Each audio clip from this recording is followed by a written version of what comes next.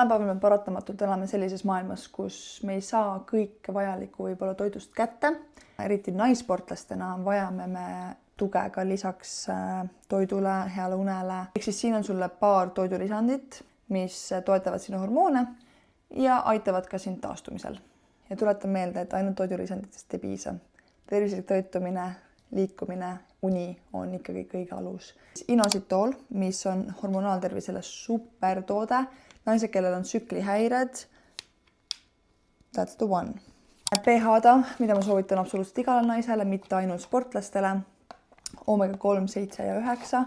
Ja siis kuningakepiõli, mida mina olen hakanud nüüd kasutama, kuna tekkisid jälle tsükliga väiksed häired ja see taastas väga hästi. Samuti on aknega tegelikult ka aidanud. Siis tüdrukud, kellel on akne.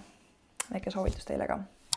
Kreatiin, jäängi forever, seda ma arvan soovitama, on hea taastumisele, ajule, love it.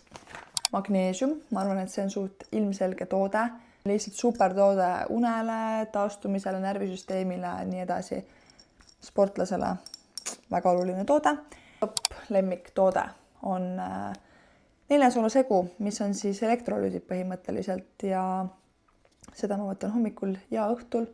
Toetab ka seedimist, ülihea siis ka pikkadel rattasõitudel näiteks lisada oma joogi sisse.